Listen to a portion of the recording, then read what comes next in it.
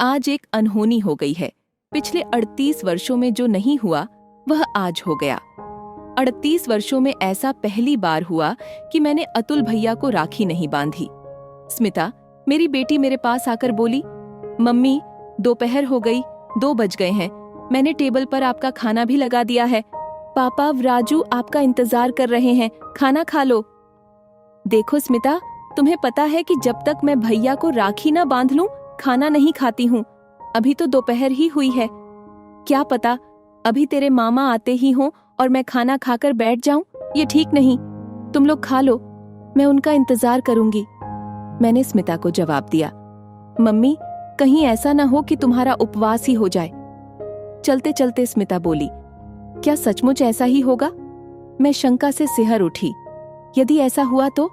नहीं, ऐसा नहीं होगा। विश्वास की गुथी हुई डोर से प्रत्युत्तर मिलता है। मैं आश्वस्त हूँ, अतुल भैया आएंगे, जरूर आएंगे। मन को सांत्वना देती हूँ। निगाहें घड़ी की सुइयों पर जा ठहरती हैं, जो मिनट मिनट में आगे बढ़ रही हैं। अपने मन में झांक कर देखना चाहती हूँ। मन में दबी हुई अतीत की परतें एक एक कर खुलती जाती हैं। बड़ी सी हवेली है हमारी। चाचा जी, पिताजी और ताऊ जी, हम सब रहते हैं हवेली के अलग अलग हिस्सों में मिलजुल कर।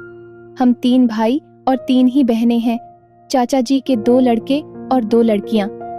बस ताऊ जी का एक ही बेटा है अतुल। अकेले हैं, न कोई भाई और न कोई बहन। मुझे याद है, तब मैं बहुत छोटी थी जब मुझे ताई जी ने रक्षाबंधन के दिन गोदी में उठाकर कहा था कि यह मेरी छोटी बेटी है, ये बांधेगी अपने अतुल भैया को राखी। और उन्होंने जल्दी जल्दी मुझे नया फरॉक पहनाया, मेरे बालों में रिबन बांधा और छोटी सी थाली में रोली, राखी तथा मिठाई रखकर पकड़ा दी। ले बांध मीनू अपने अतुल भैया को राखी। अतुल भैया ने एक बार मेरी ओर देखा, मुस्कुराए और फिर अपना हाथ आगे बढ़ा दिया। मैंने अपने नन्हे हाथों से राखी बांध दी और ताई जी ने मुझे चूम लिया। बस आज से मीनू ही है अतुल की प्यारी बहन, यही राखी बांधा करेगी अतुल को, उन्होंने कहा। और यह इबारत मेरे दिल पर बहुत गहरे अक्षरों से लिखी गई। इससे पहले अतुल भैया ने रो रो कर हवेली सिर पर उठा रखी थी। मैं भी अपनी बहन से ही राखी बंधवाऊंगा। लक्ष्मी, सोनाली, मधु तीनों दीदी ने कोशिश की और फिर अंजू ने भी, पर 8 वर्ष के अतुल भैया किसी से भी राखी बंधवाने को तैयार ही नहीं थे। वे मचल रहे थे, रो रहे थे, चीख रहे थे। और जब मधु दीदी ने जबरदस्ती उनके हाथ में राखी बांधी तो उन्होंने उसे गुस्से में तोड़कर फेंक दिया। मेरी कोई बहन नहीं है, मैं तो अपनी बहन से ही राखी बंधवाऊंगा। इनमें से कोई भी मेरी बहन नहीं है। अतुल भैया का रोना रुक ही नहीं रहा था। माँ, चाचा जी व ताई जी सब आंगन में खड़े थे। ताई जी की तो आंखों से आंसू भी बह रहे थे, अपने लाडले बेटे की जिद पूरी न कर पाने की विवशता में। करें तो क्या करें? इतने में उन्हें मेरा ध्यान आया और फिर वे मुझे गोदी में उठाकर अतुल भैया के पास ले गईं। 3 साल की ही थी मैं तब जब ताई जी के कहने पर अतुल भैया मुझसे राखी बंधवाने को तैयार हो गए। बच्चे के चेहरे पर मुस्कान आते ही सबके उदास चेहरे खिल उठे। तब से अब तक मैं ही अतुल भैया को राखी बांधती आई थी। इसमें कभी कोई व्यवधान नहीं पड़ा। यूं तो अवसर बहुत आए थे। हमारा मध्यम वर्गीय परिवार था और फिर घर में 6 बच्चे। पिताजी की आय भी बहुत अधिक नहीं थी, अतः बच्चों को अधिक नहीं पढ़ा सके। बद्धी बहनों की तो मैट्रिक करते ही शादी कर दी थी, पर मैं जरूर भी कर पाई थी, वह भी जिद करके। जब मैं नहीं मानी तब पिताजी ने कहा, चलो पढ़ लेने दो आगे, आजकल के लड़के भी पढ़ी लिखी पत्नी चाहते हैं। तो यूं कहिए कि अच्छा लड़का मिल जाने की लालच में ही उन्होंने अपनी बेटी को आगे पढ़ने की आज्ञा दी थी और फिर मुझसे प्राइवेट परीक्षा देने के लिए फॉर्म भरवा दिया। मेरे दोनों भाई नौकरी करते थे और एक भाई किराने की दुकान चलाता था। सबकी गृहस्थी ठीक ही चल रही थी। सब अपने अपने घर परिवार में सुखी थे। मैं पता नहीं क्यों उस दिन से ही ताई जी की बेटी व अतुल भैया की बहन बनकर रह गई। सच पूछिए तो मुझे अपने भाई बहनों से इतना लगाव नहीं रहा जितना अतुल भैया से था और है। मैं अधिकतर ताई जी के पास ही रहती, वहीं खाती, वहीं से तैयार होकर स्कूल जाती। मेरा ताई जी के घर में एकाधिकार हो गया था। वैसे तो वे मेरे सगे ताऊ जी हैं अतः सभी भाई बहन समय असमय आकर ताईजी से कुछ भी मांग लेते, कुछ भी कह देते, लेकिन उनका ताऊजी से कुछ भी मांगना मुझे बहुत बुरा लगता। ऐसे लगता जैसे हमारे घर की वस्तु कोई दूसरा व्यक्ति ले जा रहा है। धीरे धीरे समय बीतता गया। अतुल भैया इकलौते थे, अतः ताऊजी के हिस्से की पूरी संपत्ति उनको मिली और उनके लिए ताऊजी ने सोने के आभूषणों की दुकान खुलवा दी। हमारे परिवार में संपन्न वही थे। उन्होंने कार भी ले ली थी।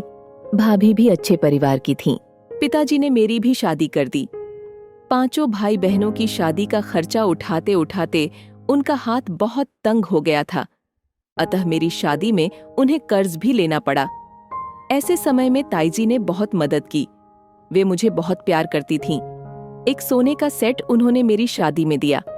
10 बढ़िया बढ़िया साड़ियां दी। इनके लिए सोने की चेन व घड़ी का इंतजाम भी उन्हीं ने किया। ताईजी ने हमेशा मुझे अपनी बेटी की तरह ही समझा। पर मेरी शादी के 4 वर्ष बाद ही वे चल बसीं। अतुल भैया का स्वभाव कुछ अलग किस्म का है। न ज्यादा किसी से मिलना जुलना और न अधिक प्यार मोहब्बत।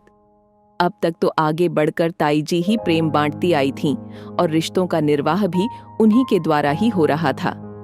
उनके पश्चात मैंने ही इस रिश्ते का पूरा निर्वाह किया। जब भी राखी आती मैं ही दौड़कर मायके जाती और अतुल भैया को राखी बांध कर आती।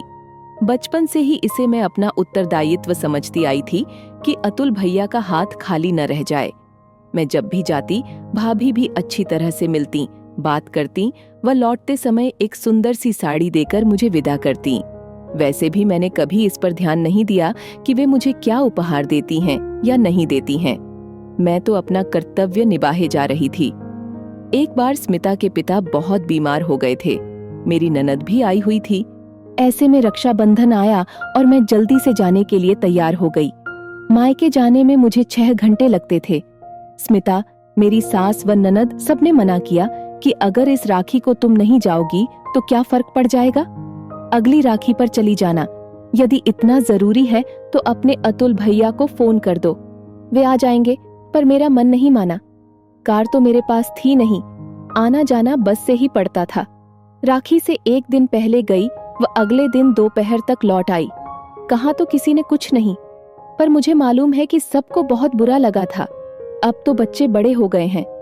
राजू भी 16 साल का है और स्मिता 18 की। पता नहीं इस बार इन बच्चों को क्या जिद चढ़ी है कि हमारे भाई बहन के रिश्ते का इम्तिहान लेने पर उतारू हो गए हैं। और तो और इनके पापा भी इनके साथ मिल गए। कल मैंने जाने की तैयारी शुरू की, लेकिन तीनों ही अड़ गए कि आज आप वहां नहीं जाओगी।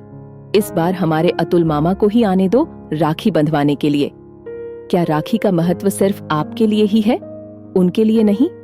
और तीनों ही ने मुझसे शर्त भी लगा ली कि देखना, आपके अतुल भैया यहाँ नहीं आएंगे। अब तक अतुल भैया मेरी ससुराल एक बार भी नहीं आए थे, अतः इन सब की यही धारणा थी कि यह एक तरफा रिश्ता है जिसे सिर्फ मैं ही निभाए जा रही हूँ।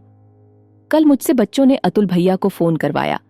भाभी मिली फोन पर और मुझे उनसे कहना पड़ा कि भाभी, मैं बीमार हूं, इस बार राखी बांधने नहीं आ सकूंगी। आप व अतुल भैया कल आ जाइए। भाभी ने मेरी बीमारी के विषय में पूछा और फिर कहा, ठीक है, पर मैं पक्का नहीं कह सकती हूँ, फिर भी कोशिश करेंगे। मेरा मन तो कह रहा है कि अतुल भैया जरूर आएंगे, पर सारा घर अड़ा हुआ था। इन्होंने तो यहाँ तक कह दिया था, तुम्हें बुरा लगता है इसलिए मैंने आज तक कभी कहा नहीं, पर अब मुझे लगता है कि तुम क्यों अकेले रिश्तों का बोझ ढोए चली जा रही हो। उतार फेंको इसे। आज इस बात की परीक्षा हो जाएगी कि यह रिश्ता सिर्फ तुम्हारी वजह से है या तुम्हारे अतुल भैया भी इसे मानते हैं। सुबह से मैंने काफी तैयारी की है, पर शाम के 4 बज गए, लेकिन अभी तक भैया का कहीं कोई अता पता नहीं है। मेरा मन धीरे धीरे बैठता जा रहा है। एक बेचैनी मन में है, एक कुलबुलाहट है। क्या मैं ही अब तक यह एक तरफा रिश्ता निभाए चली जा रही थी? ओह, कहीं भैया या भाभी यह न समझते हों कि मैं कुछ लेने के उद्देश्य से ही उनको राखी बांधने जाती हूँ। अगर ऐसा है तो मेरे लिए इससे बढ़कर शर्म की बात और क्या होगी। अच्छा ही है, आज इस बात का पता चल ही जाना चाहिए। हमसे तो यह आज की पीढ़ी अधिक समझदार है, जो भावुकता में नहीं बहती, यथार्थ के ठोस धरातल पर पैर रखती है। 5 बज गए थे। मेरी निगाह बार बार घड्डी की ओर उठ रही थी। सच पूछिए तो मैंने भी आशा छोड़ दी थी। भैया अब नहीं आने वाले। ज्यों ही 6 बजे मेरा धैर्य जवाब दे गया। स्मिता मेरे सामने थी और मैंने उसे कह दिया कि वह मेरा खाना लगा दे। मुझे लग रहा था कि पूरा घर मुझ पर व मेरी बेवकूफी भरी भावुकता पर हंस रहा है। अब जो है सो है। मुझे इन सब का धन्यवाद करना ही चाहिए कि इन्होंने असलियत से मेरा परिचय करवा दिया है। मुंह में कौर डालने ही वाली थी कि लगा घर के बाहर कार आकर रुकी है। दौड़कर दरवाजा खोला तो देखा अतुल भैया, भाभी व राहुल उतर रहे हैं। पता नहीं मुझे क्या हुआ कि भाभी से लिपटकर मैं फूट फूट कर रो पड़ी और वे हैरान सी मुझे चुप करा रही थीं। अतुल भैया मेरी पीठ थपथपाकर कह रहे थे, क्या हो गया है तुझे? क्या तबीयत ज्यादा ही खराब है? मुझे एक पार्टी को बहुत जरूरी सोने का सेट बनाकर देना था, इसीलिए देर हो गई। और देख मैं तेरे लिए क्या लाया हूँ। मैं उनसे कह नहीं पाई कि आज अगर आप न आते तो बच्चों ने जो मेरी अग्नि परीक्षा ली थी उसमें मैं बहुत बुरी तरह असफल होती। थोड़ी देर में मैं भैया के हाथों में राखी बांध रही थी और भाभी मुझे प्यार से सोने की चेन पहना रही थी। मैं मन ही मन कह रही थी, भाभी आप मुझे सोने की चेन के बदले एक फूलों की माला ही दे दिया करो, जिससे यह रिश्तों का बोझ मैं सहर्ष उठा सकूं।